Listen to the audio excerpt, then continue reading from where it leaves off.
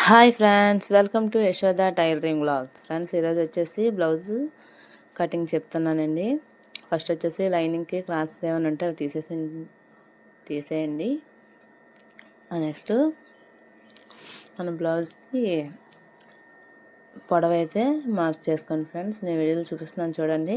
అలా బ్లౌజ్ పట్టుకొని blouse పొడవైతే mark చేసుకోండి. ఫ్రెండ్స్, అది అసలు ఖర్చులతో కలిపి మార్క్ చేయండి. అలా ఒక నీట్గా లైన్ అయితే ఇచ్చేయండి పైన. నెక్స్ట్ వచ్చేసి నడుం సైజ్. ఫ్రెండ్స్, నడుం ఇది వచ్చేసి 38 సైజ్ బ్లౌజ్ అండి. దాన్ని 4 భాగాలు చేస్తే 7 కదండి. 7 ఇంచెస్ మార్క్ చేసుకొని 1 ఇంచ్ డాట్కి 2 ఇంచెస్ ఖర్చులకి మార్క్ చేసుకోండి. ఫ్రెండ్స్, నెక్స్ట్ వచ్చేసి మనం చూడండి, అక్కడ చూపిస్తున్నాను కదండి, చూపిస్తున్న విధంగా అక్కడ అసలు ఖర్చులతో కలిపి అలా బ్లౌజ్తో ఆది బ్లౌజ్లో ఎంత ఉందంతా పెట్టుకొని దానికి నీట్గా లైన్ అయితే ఇచ్చేసాను. ఫ్రెండ్స్, అసలు ఖర్చులతో కలిపి లైన్ పెట్టుకోండి. నెక్స్ట్ వచ్చేసి 28 సైజ్ బ్లౌజ్ కదండి. 28 సైజ్ అంటే నెక్ విడ్త్ వచ్చేసి 2.5 పెట్టుకోవాలి. ఫ్రెండ్స్, ఇది మీరు గుర్తుపెట్టుకోవాలి. నెక్స్ట్ వచ్చేసి షోల్డర్, మనం ఆది బ్లౌజ్కి షోల్డర్ ఎంత ఉందో అంతా మార్క్ చేసుకోవాలండి. దీనికి హార్మ్ హోల్ కోసం ఒక లైన్ అయితే ఇచ్చేయండి. ఫ్రెండ్స్, చూడండి ఫ్రెండ్స్, అక్కడ మళ్ళీ క్రాస్ అది రాకుండా పైన ఎంత ఉందో హార్మ్ హోల్ దగ్గర కూడా అంతే వచ్చేలా చెక్ చేసుకొని లైన్ అయితే వేసేయండి. నెక్స్ట్ వచ్చేసి కరువు కోసం 1 ఇంచ్ పెట్టుకోండి. అక్కడ 28 సైజ్ బ్లౌజ్ కాబట్టి 1 ఇంచ్ సరిపోద్దండి. కరువుకి వెళ్తే నీట్గా కరువు అయితే ఇచ్చేయండి. ఫ్రెండ్స్, నెక్స్ట్ వచ్చేసి మన నడుమండి. నడుము బ్లౌజ్లో ఎంత ఉందో అంత పెట్టుకొని పైన మనం 2.5 పెట్టాం కదండి. కింద వచ్చేసి 3 ఇంచులండి.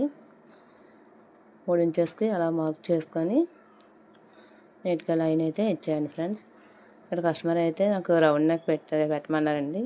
ఒక రౌండ్ అయితే నేను డ్రా చేశాను. నెక్స్ట్ మనం చూడండి, నేను వీడియోలో చూపిస్తున్నాను కదండి, అలా అయితే ఆర్మ్ హోల్ చెక్ చేసుకోండి. కరెక్ట్గా మనం అక్కడ బ్లౌజ్లో ఉండే కుట్టు మనం చేసిన మార్కింగ్ ఒకేలా ఉంటే మన కటింగ్ అనేది పర్ఫెక్ట్గా వచ్చినట్టండి. కటింగ్ చేసుకోవచ్చండి. ఇంకా బ్లౌజ్ అనేది అలా కటింగ్ చేసేయండి నీట్గా.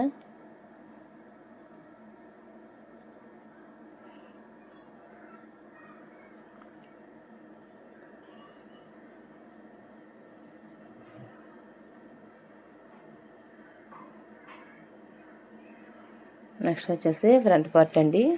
ఫ్రంట్ పార్ట్ అనేది బ్యాక్ పార్ట్ ఆధారంగా అయితే తీస్తామండి. ఈ వీడియోలో చూపిస్తున్నాం కదండి. బ్యాక్ పార్ట్ అయితే అలా క్రాస్గా వేసుకొని అలా బ్యాక్ పార్ట్ చుట్టూ లైన్స్ అయితే ఇచ్చేయండి. ఫ్రెండ్స్, ఈ వీడియోలో ఎలా అయితే చూపిస్తున్నానో అలా లైన్స్ అయితే ఇవ్వండి. చూడండి, ఫ్రంట్ నెక్ కోసం అండి వీడియోలో నేను చూపిస్తున్నాను కదండి. షోల్డర్ దగ్గర ఖర్చులతో కలిపి బ్లౌజ్ అలా పెట్టుకోండి. ఫ్రెండ్స్, పెట్టుకొని అక్కడ మన ఫ్రంట్ నెక్ అయితే మార్క్ చేసుకోవాలండి.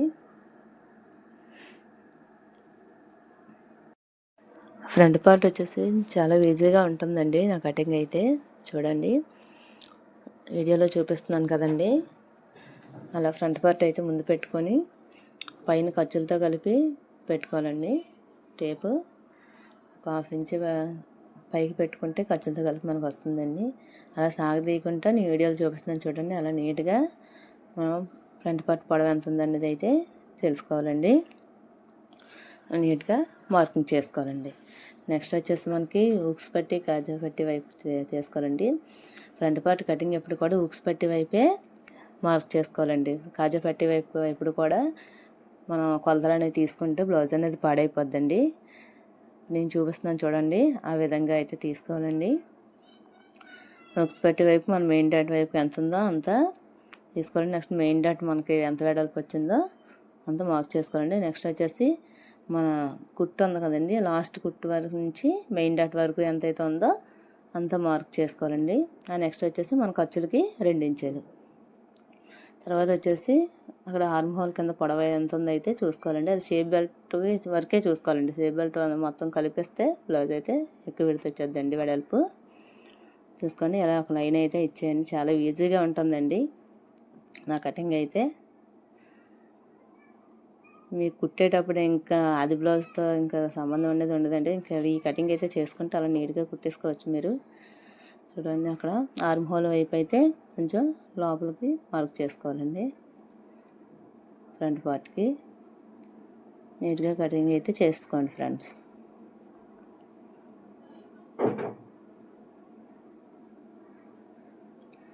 నెక్స్ట్ వచ్చేసి హ్యాండ్స్ అండి.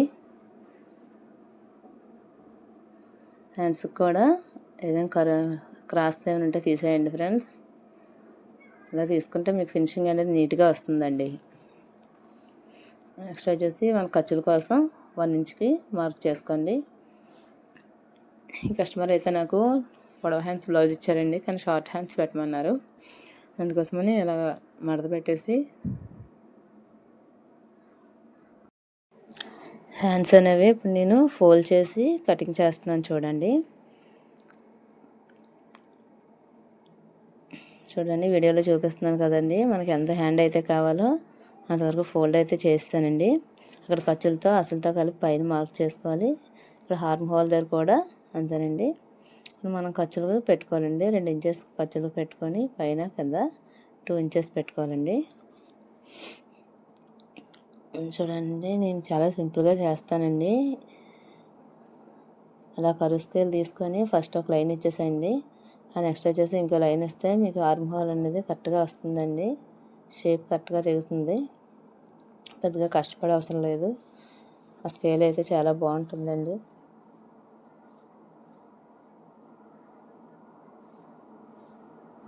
చాలా సింపుల్గా చేసుకోవచ్చండి హ్యాండ్ కటింగ్ కరువు స్కేల్తో. నెక్స్ట్ వచ్చేసి షేప్ బెల్ట్ అండి. సారీ అండి, వీడియోలో నేను సరిగ్గా చూపించలేకపోయాను. వీడియోలో కనిపిస్తుంది అనుకుని నేను కటింగ్ అయితే చేస్తాను, కానీ షేప్ బెల్ట్ పక్క అయిపోయిందండి. నెక్స్ట్ వచ్చేసి మన బ్లౌజ్లో ఎంత పొడవు ఉందో షేప్ బెల్ట్ అయితే బెల్ట్ పొడవు తీసుకొని దానికి పైగా హుక్స్ పట్టి వైపు 3 ఇంచులు, సైడ్ జాయింట్ వైపు 2.5 తీసుకొని కటింగ్ చేసుకుని, ఈ కటింగ్ అయితే మీ అందరికీ అర్థమైందని అనుకుంటున్నాను.